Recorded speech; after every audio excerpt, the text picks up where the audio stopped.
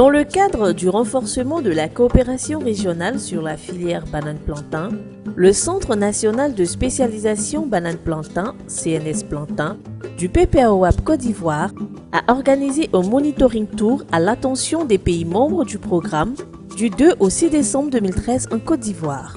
Une trentaine de participants, producteurs, chercheurs et vulgarisateurs venus du Nigeria, du Ghana, du Bénin, du Sénégal, du Burkina Faso et de la Côte d'Ivoire ont pris une part active à ce monitoring tour consacré à la découverte des acquis générés par le CNS Plantain. En effet, après 2 années de mise en œuvre des activités du CNS Plantain, d'importants résultats ont été enregistrés sur l'ensemble de la chaîne de valeur. Au cours de la visite des sites du CNS Plantain, situés au sud et au centre de la Côte d'Ivoire, les participants ont pu apprécier les activités en cours, les résultats et les impacts du PPAOAP. À cet effet, 2 techniques de production de matériel végétal, la technique de multiplication par souche décortiquée MSD et la technique des plants issus des fragments de tiges PIF ont été présentés aux visiteurs.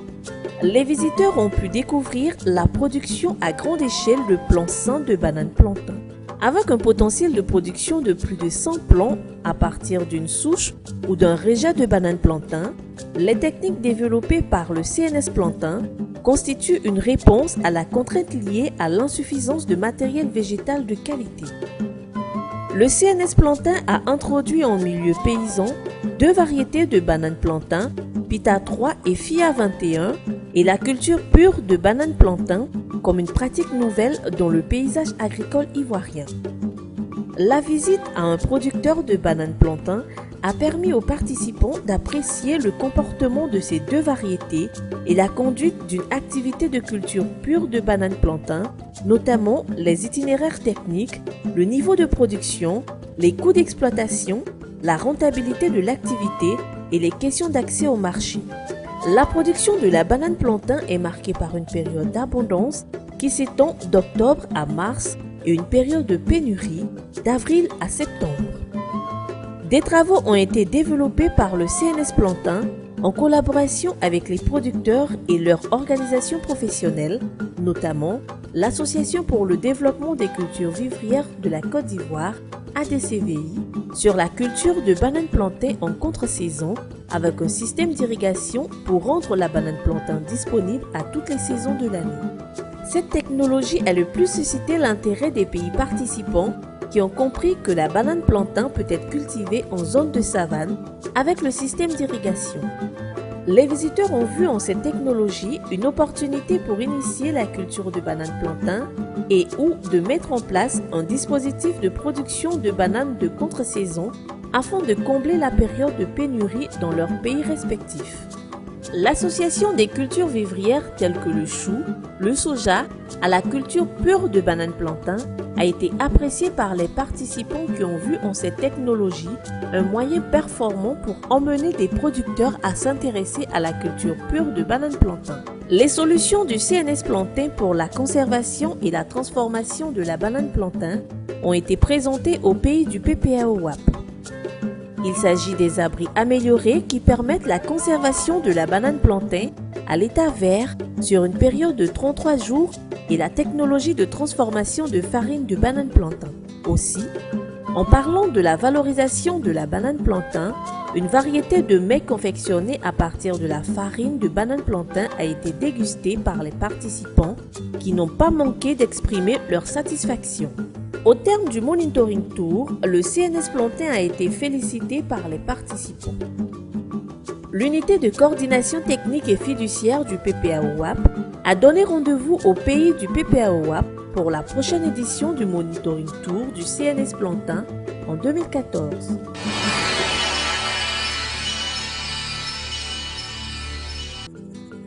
Après une première visite de vérification du démarrage effectif des activités du PPAOAP en 2012, le Comité national de pilotage CNP du PPAOAP a effectué, du 26 février au 1er mars 2014, une deuxième visite sur le terrain pour s'enquérir du niveau de réalisation des activités ainsi que leur impact sur la vie des bénéficiaires.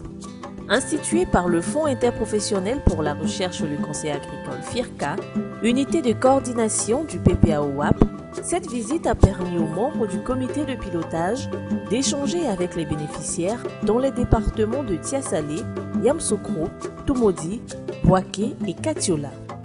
Plusieurs sites d'exécution du programme, dont entre autres les sites de production de semences de riz et maïs, d'amélioration de la productivité du manioc et de l'igname par un système de jachère amélioré à partir du parcage nocturne des bovins, de production de bananes plantain en contre-saison en zone centre-nord et des fermes d'aviculture villageoise ont été visités. Il y a le projet WAP qui est venu nous proposer un moyen pour nous développer, ce qui est le plus souvent rentable pour nous. Aujourd'hui, on a vu que c'est l'élevage de poulets. Bon, alors ils nous ont donné l'initiative, comment il faut faire, comment il faut réussir là-dedans, comment il faut s'occuper des poussins pour avoir de quoi survivre à nos besoins un jour ou l'autre.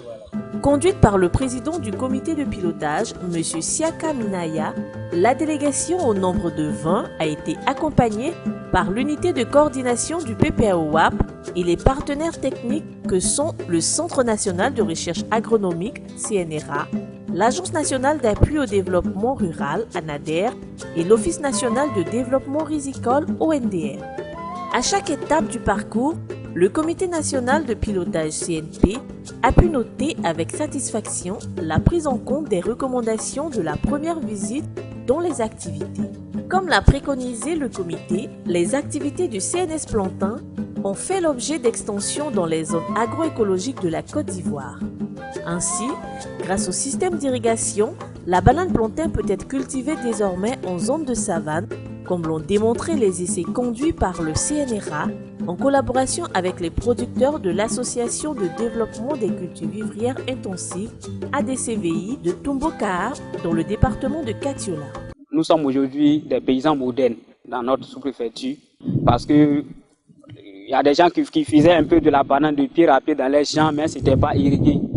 Donc aujourd'hui, si on arrive à faire de la banane irriguée, donc c'est une chance pour nous. Donc je dis un grand merci au projet WAP. La délégation a pu constater l'implicative effective des bénéficiaires dans les activités de vulgarisation et de recherche-développement réalisées sur le terrain. Il faut dire que je suis très heureuse de cette deuxième mission. Ça m'a permis de voir des choses extraordinaires, contrairement à la première mission. Il faut voir des producteurs qui aiment bien le travail qu'ils font. Et puis le WAP, c'est vrai, contribue beaucoup à la sécurité alimentaire, mais il reste encore beaucoup à faire. Et pour cette deuxième phase, je constate que les producteurs sont vraiment associés à cette deuxième phase et je demande au WAP de faire encore plus d'efforts, de toucher encore le maximum de producteurs pour que les choses aillent de l'avant. J'étais très heureux de voir la prise en compte du volet gestion du terroir avec ce que nous avons vu à Tumodi, où le parquage des animaux est associé à la production agricole. Ça veut dire qu'on fait parquer les animaux pendant une période, 4 mois, 1 an, et on les fait changer et le paysan vient prendre la relève pour produire soit du manioc, soit du vivrier, autre chose. Les échanges avec les bénéficiaires ont fini par convaincre les visiteurs de l'appropriation des nouvelles techniques culturales ainsi que des technologies agricoles telles que les variétés améliorées de bananes plantain, de manioc, de maïs et de riz introduites par le programme. Les producteurs rencontrés ont salué avec beaucoup d'enthousiasme la contribution du programme sur leur productivité agricole et sur la rentabilité financière de leur exploitation. Aujourd'hui, il est mieux de produire et de transformer, mais il faut vendre. Il faut le vendre parce que si ce n'est pas vendu, c'est comme tout ce qu'on a fait, c'est à zéro. Donc nous sommes réunis pour pouvoir le vendre. Parce qu'individuellement, on n'arrive pas. C'est de la quantité que les gens demandent. Et ensemble, nous pouvons satisfaire ces marchés. Voilà pourquoi nous sommes restés ensemble, pour vraiment améliorer notre revenu de vie. Véritablement, le WAP, après 3 ans, commence à atteindre son régime de croisière. Et les résultats que nous avons le montrent aisément. Il y a aussi l'aspect de satisfaction des bénéficiaires. On voit que de plus en plus, les bénéficiaires sont impliqués.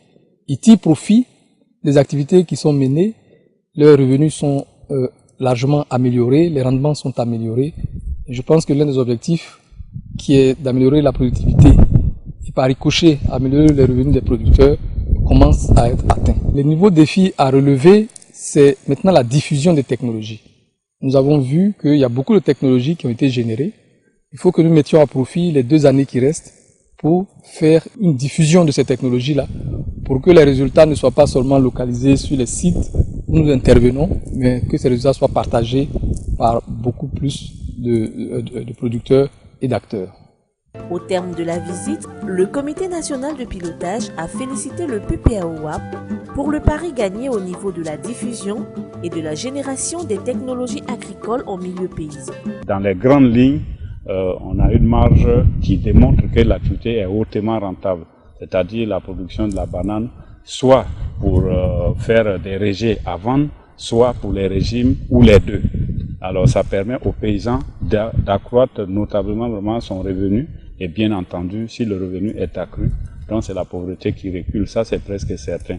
Et tel que nous avons vu pour un premier essai, quand l'essai va être reconduit, ça crée quand même un engouement parce qu'au départ la pénibilité du travail était telle que au départ on peut avoir des réticences, mais quand les gens ont vu les premiers résultats, il y a un retour à l'intérêt de la chose. Donc la dynamique du succès étant déjà enclenchée, le reste, il s'agira d'accompagner les producteurs pour mettre en place un dispositif qui leur permet non seulement de produire en quantité et en qualité, de maîtriser toute la chaîne des valeurs pour avoir un écoulement rapide et en même temps aussi de maîtriser les activités de pérennisation de l'activité, c'est-à-dire en réinvestissant de façon à pouvoir faire des extensions et puis eux-mêmes prendre le relais du projet à la fin du programme. Malgré l'impact positif des technologies introduites sur la vie des bénéficiaires, l'adoption des technologies à grande échelle et l'organisation des producteurs à se prendre en charge afin de pérenniser leur activité au terme du programme constituent les nouveaux défis à relever par le PPAOAP.